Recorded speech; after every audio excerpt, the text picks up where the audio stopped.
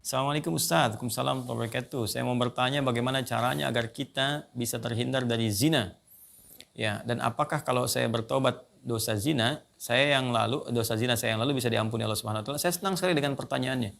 Ya, saya mau bertanya bagaimana caranya agar kita, berarti Anda dan saya kan, kita semua bisa terhindar dari zina. Nah, itu bagus sekali untuk kita semua karena banyak potensi-potensi yang bisa menjerumuskan kepada itu.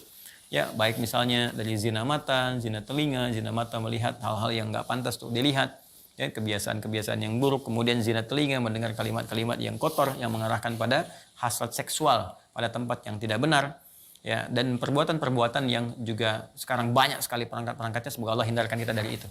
Termasuk juga iklan-iklan, ya. Saya tuh sering kalau lihat misalnya baca ada komentar tunjukin admin kan, oh, kenapa Ustaz ini kok ceramah tapi iklannya snack video. Itu kan algoritma YouTube dari kebiasaan Anda jadi. Jadi kalau Anda kebiasaannya lihat yang begitu atau klik yang begitu, datangnya seperti itu.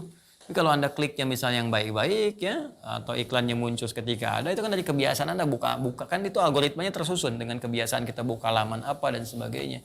Jadi Anda sendiri sebetulnya yang mengkreasikan itu. Jadi mengkoreksi untuk membuka sesuatu itu yang benar sehingga nggak datang iklan-iklan yang nggak diharapkan gitu kan. Baik. Lalu apakah kalau ada ini si fulan atau fulan yang bertobat dosa zina yang lalu bisa diampuni? Insya Allah. Bahkan jelas ayatnya. Quran surah ke-39, ya, Az-Zumar ayat 53. Dan ini kan turun ketika ada seorang ingin bertobat dari dosanya. Ya, dan ini dosa besar gitu kan. Bahkan ada lihat menyebutkan dari zina. Ya, apa yang disampaikan Allah di sini? Qul ya ibadiyalladzina asrafu ala anfusihim la taqnatu min rahmatillah. Ya, innallaha yaghfiru dzunuba jami'ah. Ya, wahai hamba-hambaku, masih disebut hamba, dianggap hamba, diaku hamba oleh Allah Subhanahu wa taala. Ya, kata Allah, "Hei hamba-hambaku," katakan Muhammad SAW kepada hamba-hambaku yang israf berlebihan.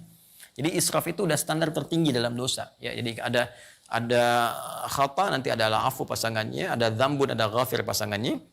Ghafir Quran surah ke-40 misalnya ayat 3, ghafiriz dzambi wa qabilit taubi. Kemudian ada naik lagi dzunubun, ada ghafar pasangannya seperti surat Nuh ayat 10, faqultu astaghfiru rabbakum innahu kana ghaffar. Ada ghafur. Kalau naik lagi dzunubun ma'adzulmi, jadi khataun, dzambun, dzunubun ma'adzulmi pasangannya ghafur, kemudian israf pasangannya rahim. Ya, israf pasangannya apa? Rahim. Makanya disatukan di Al-Baqarah ayat 286 kan? Rabbana la tu'akhidna in nasina aw akhtana khata. Rabbana wa la tahmil 'alaina isran kama hamaltahu 'alal ladzina min qablina. Itu dzambun dan dzunubun ma'adzulmi. Rabbana wa la tuhammilna ma la taqata lana bihi, seperti israf. Wa'fu 'anna al-'afwu waghfir lana, ghafir, ghaffar dan ghafur. Warhamna rahim. Nah, tingkat tertinggi ini dosa-dosa besar, seperti zina kan dosa besar. Yang membunuh dosa besar. Maka kata Allah, "Qul ya ibadiyalladzina asrafu 'ala anfusihim." Hai hamba-hambaku yang pernah berbuat israf. Mungkin ada sebagian yang pernah zina, pernah membunuh, dosa-dosa besar, ya, pernah korupsi, mau tobat dan sebagainya. Masya Allah, ya, alhamdulillah. Dia mau tobat, mau kembali karena mungkin doa orang tuanya, doa sekitarnya, kesadaran dirinya, kan? Kemudian la taqnatu min rahmatillah. Jangan putus asa dari rahmat Allah Subhanahu wa taala. Innallaha yaghfiru dzunuba jami'a. Allah akan mengampuni dosa-dosa itu seluruhnya sepanjang kamu mau tobat. Sepanjang mau tobat. Makanya Allah itu sangat menyukai orang-orang yang tobat dan berusaha kemudian kita mendekat kepada Allah. Dan Allah pun berikan jalan sampai titik terakhir dia, sampai nyawa di kerongkongan. Kan yang paling viral itu kisah Firaun kan? Ya, Firaun, Allah menerapkan keadilan, memberikan contoh kepada kita. Ini Firaun, se-Firaun-Firaunnya, ya, yang merasa paling kuasa, hobi bunuh orang dan sebagainya, zalim dia, masih diberikan kesempatan untuk tobat dengan diberikan bimbingan dari dua nabi. Kurang apa coba Musa dengan Harun?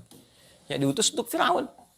Ya, idhaba ila Fir'aun innahu tagha. Datanglah kepada Firaun, dakwahi dia dengan penuh kelembutan. Dia sudah mulai menyimpang. Jadi bukan masalah kekuasaannya yang salah. Kekuasaan silahkan berkuasa, nggak ada masalah gitu kan. Cuma ketika menyimpang dari kekuasaan, ingatkan kata Allah. Diingatkan itu karena sayang.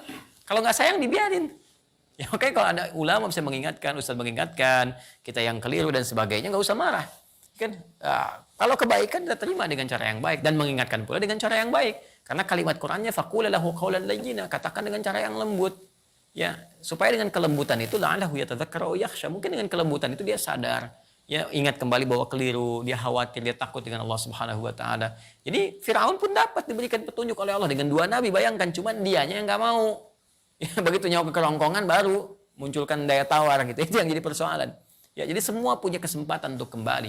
Makanya saya sering katakan Allah sangat mencintai para pelaku maksiat yang gemar bertobat dibandingkan orang soleh yang tidak pernah merasa salah.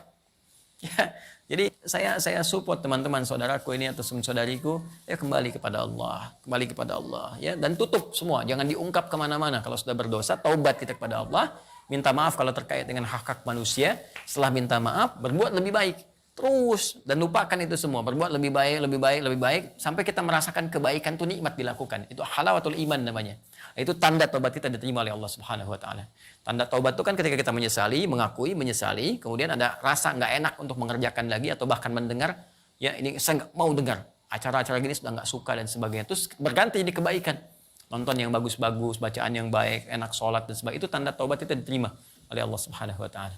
Ya, jadi di sini saya kira semua punya kesempatan yang sama untuk menjadi baik, untuk dimuliakan oleh Allah Subhanahu wa taala, dan tidak sungkan kita mendoakan setiap orang termasuk diri kita sendiri. Ya, untuk selalu berusaha ya, konsisten pada nilai-nilai kebaikan.